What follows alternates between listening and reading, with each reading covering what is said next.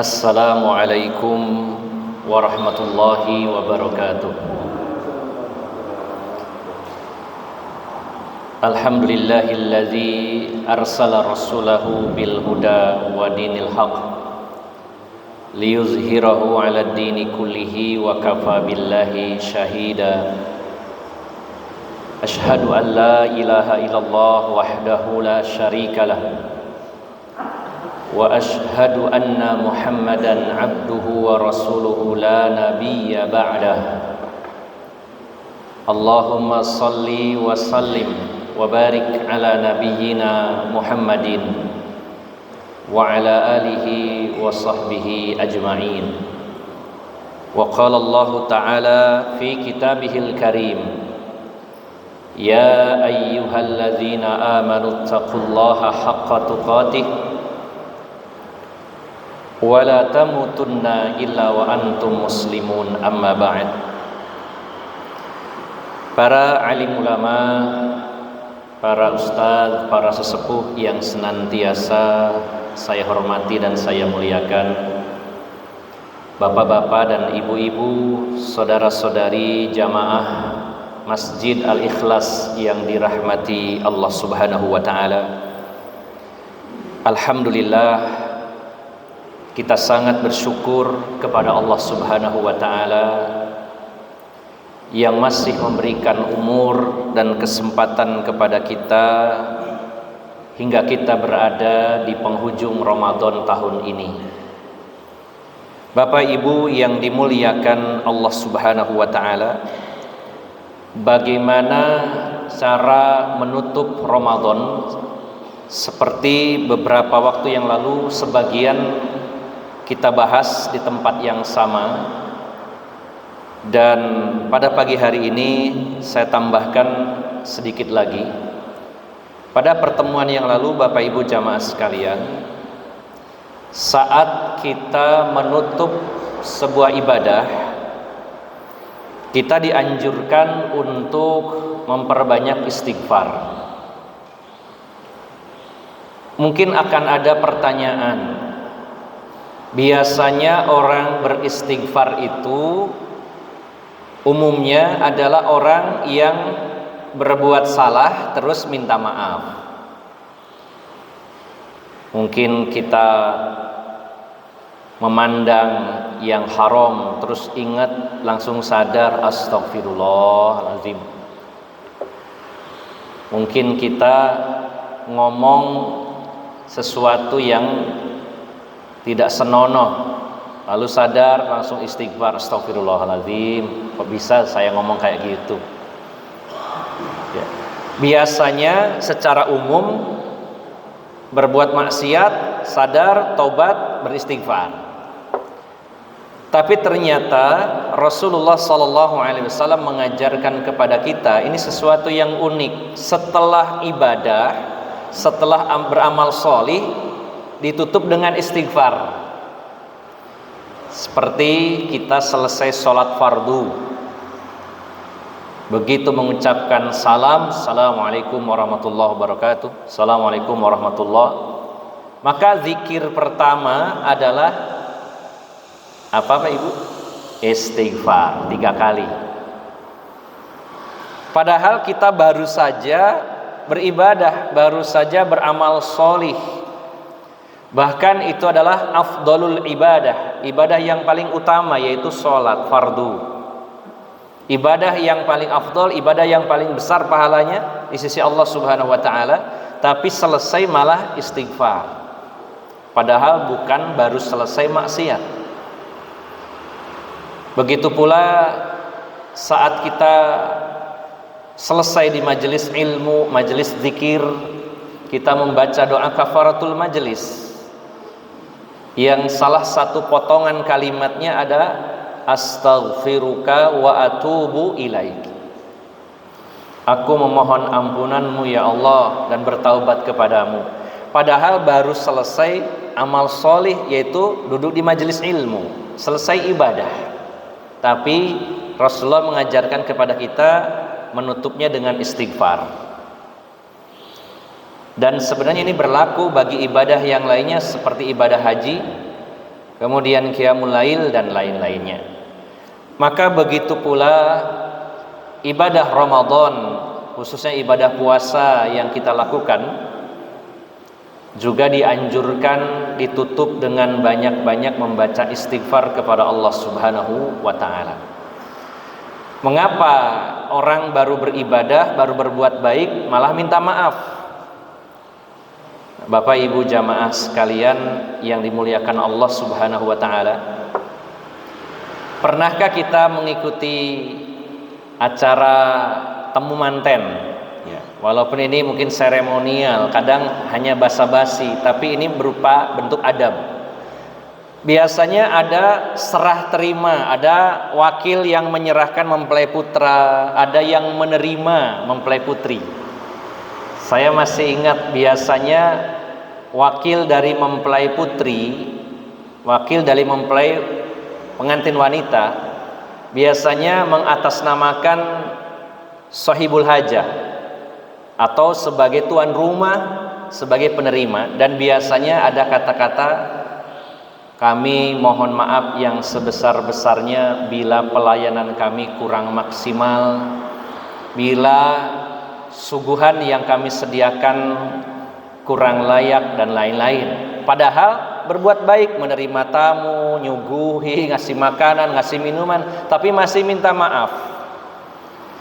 Ya sebagaimana kita juga sama, ketika ada tamu ke rumah kita, kita suguhi sebisanya. Kemudian saat pulang, mohon maaf ya Pak, dianggurno. Walaupun mungkin sebagian itu basa-basi, tapi ini sebuah adab, sebuah bentuk penghormatan. Dan memang pada hakikatnya bisa jadi apa yang kita siapkan itu masih ada kekurangan, sehingga untuk menutupi kekurangan itu kita minta maaf. Begitu pula ibadah puasa Ramadan kita, bisa jadi di sana sini banyak kekurangan. Sudah berlalu begitu banyak hari di bulan Ramadan ini, tapi mungkin ibadah kita masih sedikit. Bisa jadi maksiat-maksiat masih saja kita lakukan, dari pandangan mata, dari lisan kita, ya, dari berpikiran yang kotor. Ini semuanya mengotori puasa kita, mengurangi, bahkan bisa menghilangkan pahala puasa.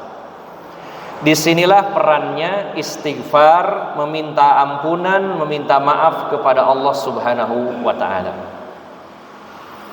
Bahkan doa yang diajarkan Rasulullah sallallahu alaihi wasallam kepada istri beliau, Ibunda Aisyah radhiyallahu anha, yang juga itu adalah ilmu dan anjuran bagi kita di 10 malam terakhir, terutama ya kalau kita memang berkeinginan mencari malam Lailatul Qadar. Bukankah yang dibaca adalah Allahumma innaka afuwun tuhibbul afwa fa'fu anni.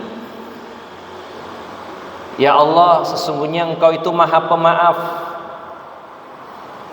dan juga mencintai untuk memaafkan, maka maafkanlah saya. Ini juga bentuk lain dari istighfar. Kalimatnya beda tapi maksudnya sama.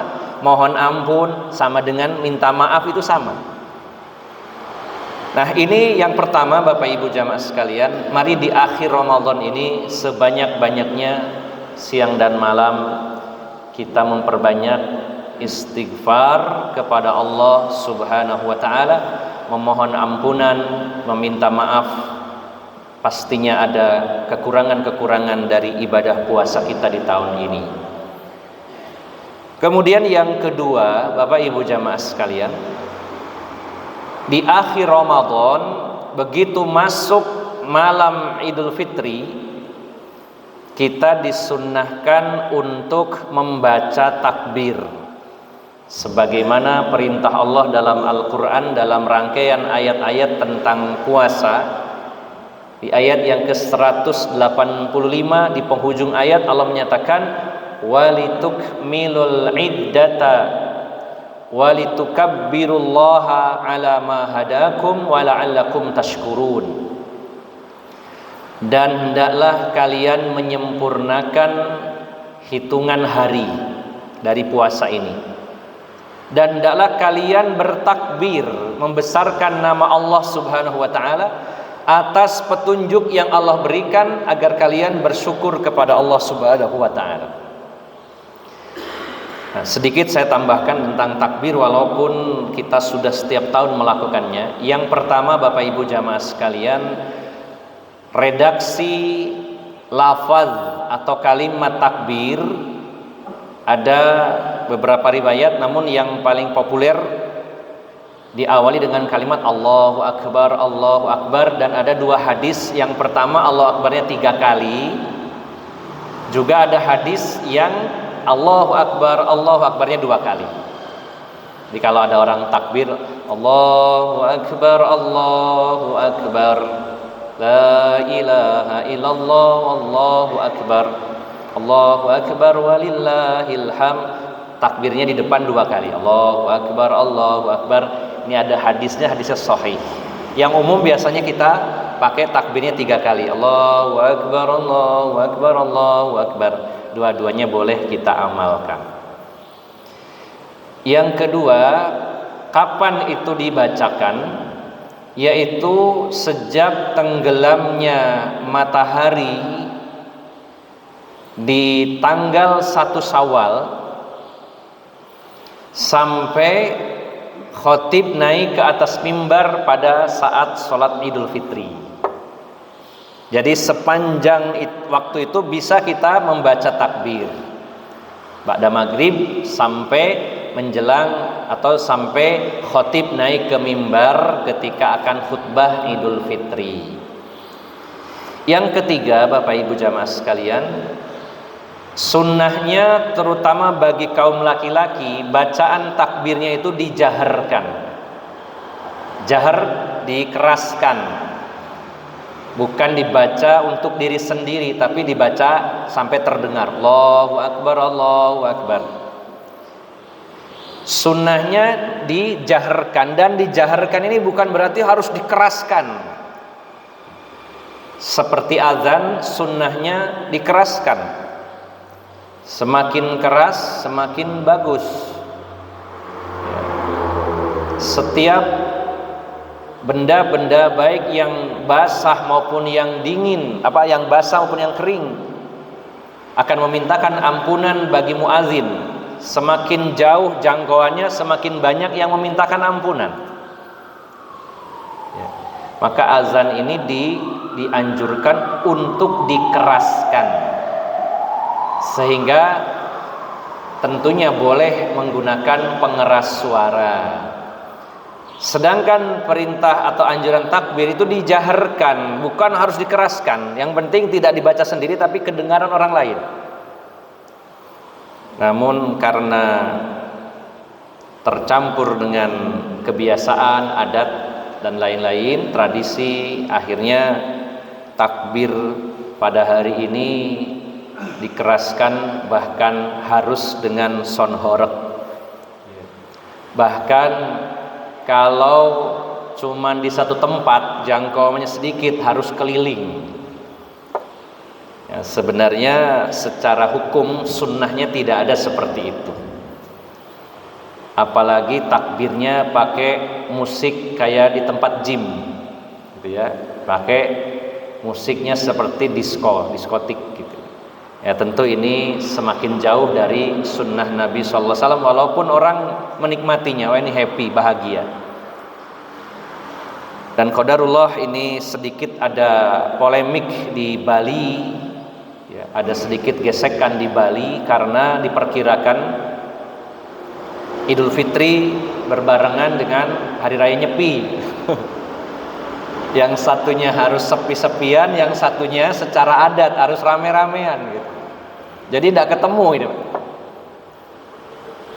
Masih polemik ini, masih rame ya. Sebenarnya Bapak Ibu jamaah sekalian yang dimuliakan Allah Subhanahu wa taala, tidak harus dikeraskan tapi dijaharkan. Jadi kedengaran, tapi tidak harus dikeraskan. Ketika tidak mengikuti sunnah Nabi SAW, kemudian ditambah-tambahi dengan adat dan sebagainya, Akhirnya sering terdapat kerumitan-kerumitan di sana. Nah, ini yang kedua, mengakhiri Ramadan dengan pembacaan takbir dengan cara dijaharkan sejak matahari terbenam tanggal 1 Syawal sampai khatib naik ke mimbar untuk khutbah Idul Fitri. Yang ketiga, Bapak Ibu jamaah sekalian, ini yang agak sedikit tambahan juga, agak panjang, yaitu ditutup dengan pembayaran zakat fitri. Yang populer di Indonesia disebut biasanya zakat fitrah gitu ya. Walaupun di dalam hadis Nabi disebutkan zakatul fitri.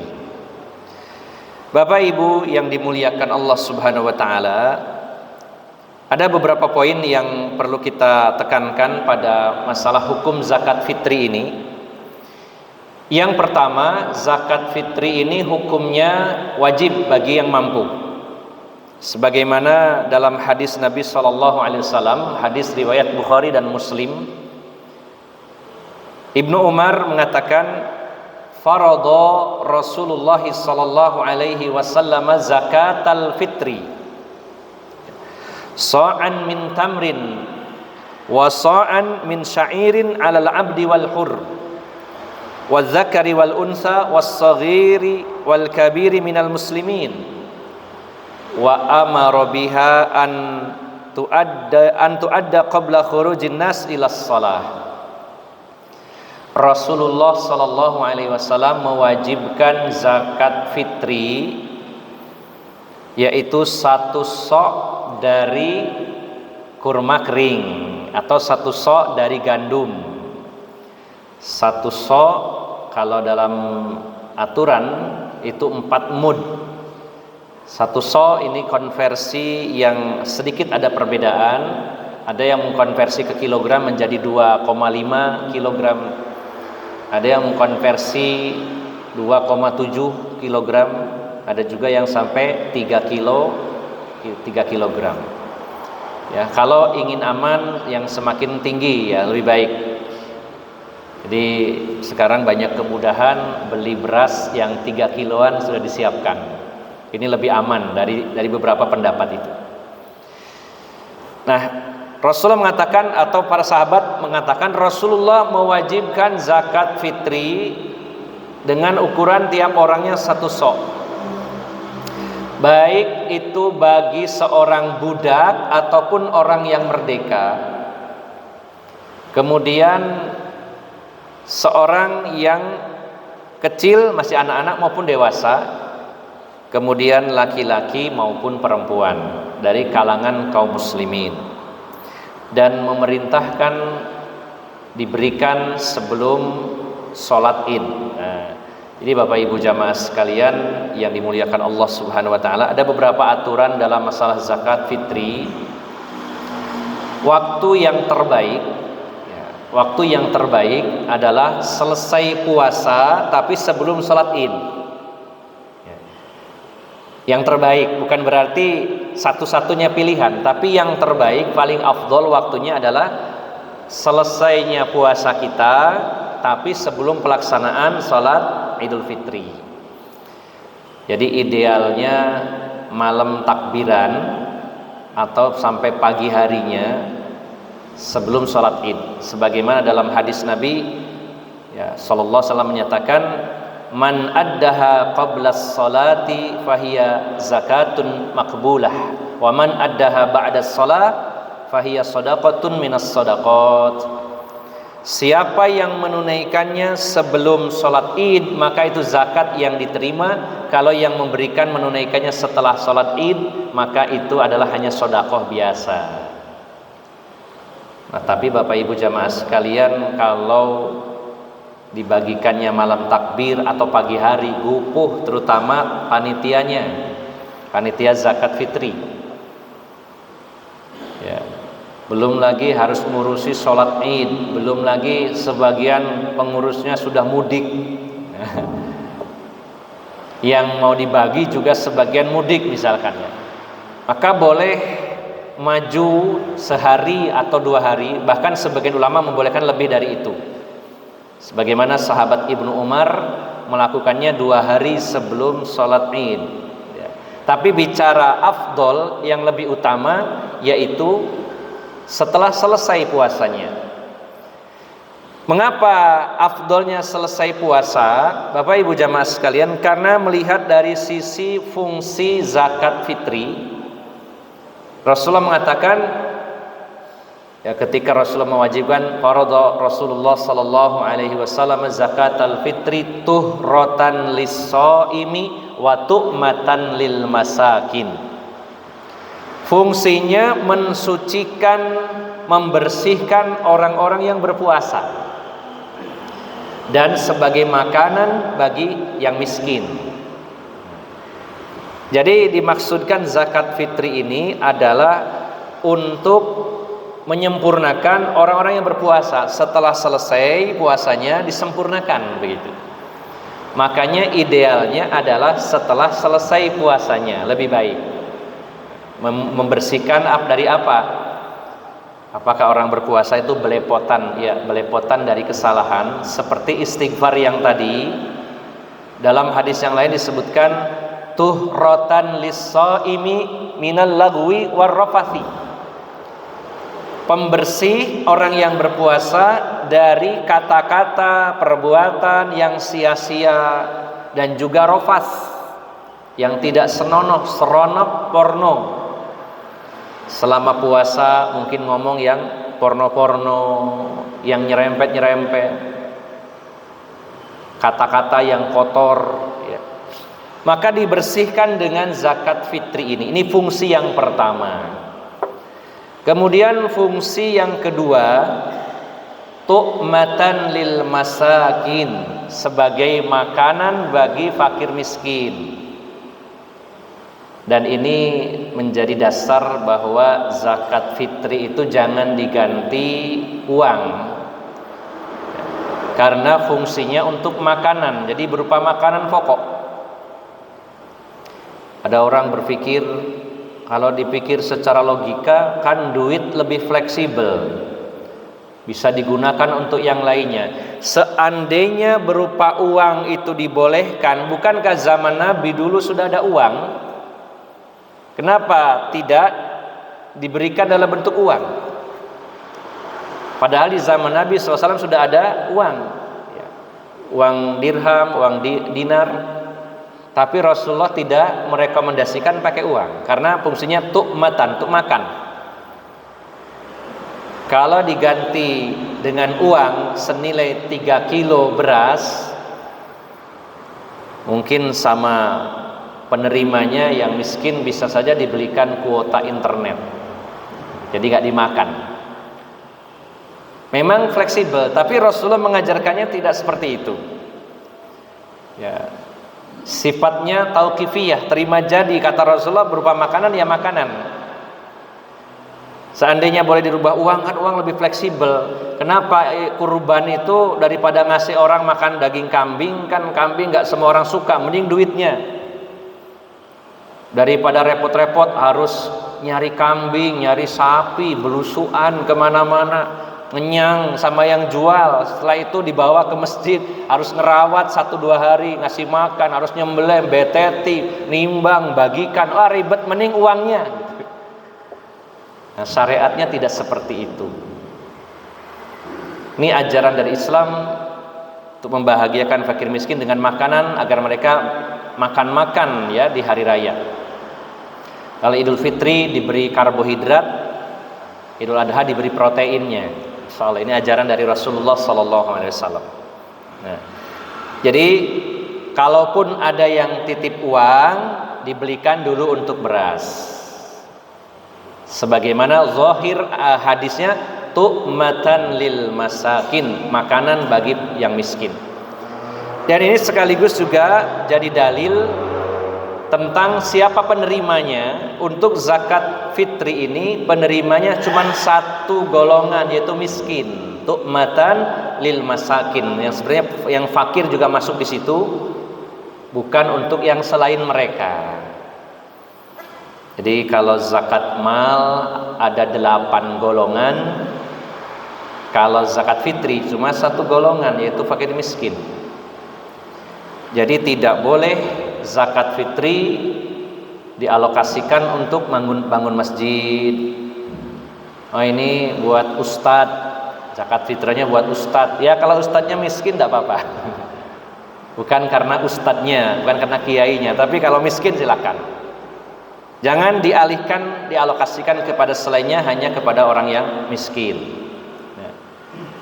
Kemudian Bapak Ibu jamaah sekalian yang dimuliakan Allah Subhanahu wa taala, siapa yang wajib membayar zakat fitri? Yang jelas pertama adalah mukallaf. Ya, mukallaf sudah terkena beban syariat, termasuk muslim, dia seorang muslim. Ya. Kemudian dia mampu di sini ukurannya, kalau penjelasan dari Rasulullah adalah ketika seseorang itu bisa makan dan keluarganya bisa makan di malam Idul Fitri dan hari Idul Fitrinya, sehari semalam itu bisa makan, kemudian ada lebihnya. Nah, lebihannya ini apakah sampai 1 sok? Kalau sampai 1 sok maka wajib bayar zakat fitri, tapi 1 orang, karena mampunya cuma 1 orang. Intinya sehari semalam, malam Idul Fitri, hari raya Idul Fitri, dia punya makanan untuk dirinya dan keluarganya terpenuhi semuanya, ternyata masih ada lebihannya, dan lebihannya nyampe 1 sok, itu baru kena kewajiban.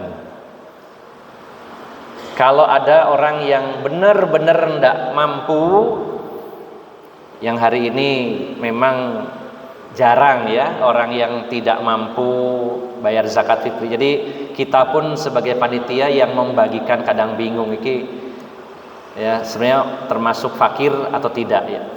Tapi sebenarnya intinya kalau ada orang yang mampu memberi makan untuk dirinya, keluarganya sehari semalam di hari raya Idul Fitri, lalu ada lebihannya yang cukup untuk bayar zakat, maka dia wajib membayar zakat. Kemudian Bapak Ibu jamaah sekalian,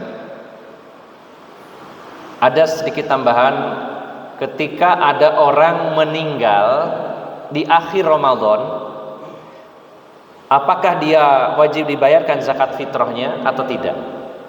Yang jadi batasan adalah tenggelamnya matahari. Kalau matahari sudah tenggelam, bleng, lalu orangnya meninggal, maka dia masih wajib membayar zakat fitri. Tapi kalau sebelum tenggelamnya matahari keburu meninggal, tidak ada kewajiban keluarganya membayarkan zakat fitrinya.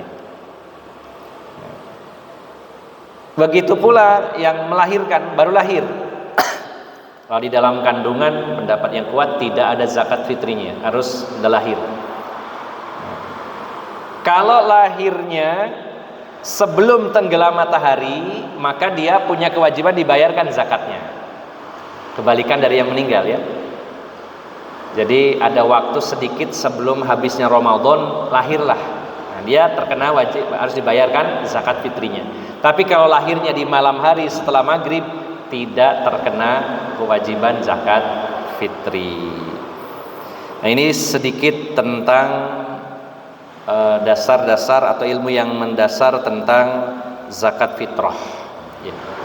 Mungkin selebihnya bapak-bapak ibu-ibu bisa berkonsultasi dengan Ustadz Akbar nanti ya. Beliau S3 jurusan ekonomi syariah, mungkin lebih paham dari saya. Barangkali ada hal-hal yang berkaitan dengan zakat, wakaf dan lain-lain ke beliau, insyaallah. Baik, yang terakhir Bapak Ibu jamaah sekalian, tadi sudah bahas masalah istighfar, kemudian yang kedua yaitu takbir, kemudian zakat fitri. Yang terakhir Bapak Ibu jamaah sekalian, saya mengajak kembali kepada diri saya pribadi khususnya dan umumnya kepada Bapak Ibu jamaah sekalian, mari kita berupaya untuk tetap istiqomah dalam mengabdi dan beribadah kepada Allah Subhanahu wa taala. Ini sepertinya perkara yang sederhana, tapi ternyata prakteknya berat.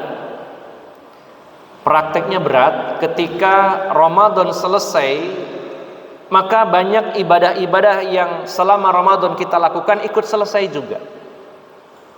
Terkadang ada niat, ini kan lagi musimnya mudik, berkunjung, sibuk sana sini, ibadahnya terbengkalai, wajarlah nanti setelah mudik, setelah berkunjung balik lagi seperti Ramadan. Itu ternyata susah Bapak Ibu.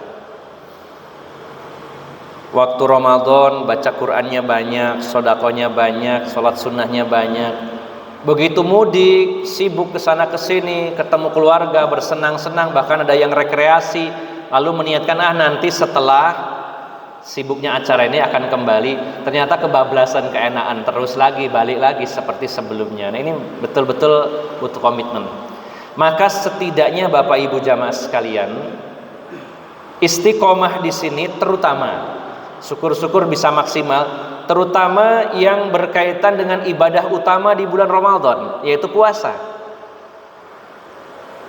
Dengan kita puasa sunnah 6 hari di bulan Syawal, kenapa sangat dianjurkan?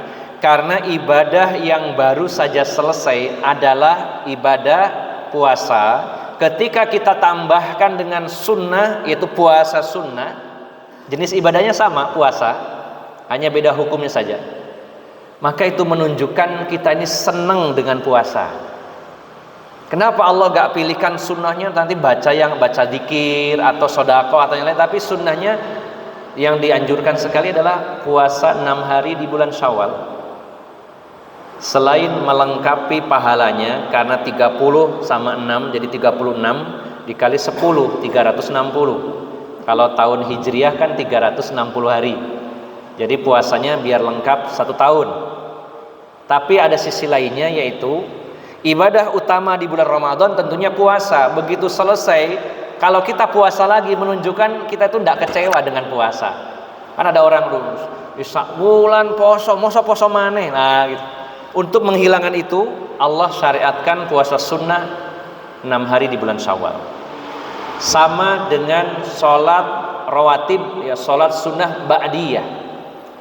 Selesai sholat, sudah 4 rakaat, masih sholat lagi, menunjukkan kita senang dengan sholat. Nah, salah satu hal yang jangan sampai kita lewatkan sebagai bentuk kita istiqomah dalam beribadah, dan dalam bentuk kita ini suka dengan ibadah puasa, saya mengajak mari nanti jangan sampai terlewatkan, jangan sampai lupa ibadah puasa sunnah 6 hari di bulan Syawal. Bapak Ibu jamaah sekalian yang dimuliakan Allah Subhanahu wa taala, kita sebagai seorang mukmin sebenarnya tentu merasa sedih dengan perpisahan ini, sebagaimana kebalikannya saat kita berjumpa pertama kalinya di awal bulan Ramadan ini kita bahagia, kita bersukacita. Maka ketika berpisah pun kita bersedih. Dan kita hanya bisa memohon kepada Allah Subhanahu wa taala semoga Allah berkenan menerima seluruh amal ibadah kita selama Ramadan, khususnya ibadah puasa, dan semoga Allah memaafkan jika ada kekurangan. Dan kita sangat berharap kepada Allah semoga Allah berikan waktu dan umur sehingga kita bisa bertemu kembali di tahun depan dengan bulan suci Ramadan. Ini saja sedikit nasihat, semoga bermanfaat. Mohon maaf atas segala kekurangan. Aqulu qawli hadza wa astaghfirullaha li wa lakum wa akhiru da'wana anil hamdulillahi rabbil alamin. Subhanakallahumma wa bihamdika asyhadu an la ilaha illa anta astaghfiruka wa atubu ilaik. Wassalamualaikum warahmatullahi wabarakatuh.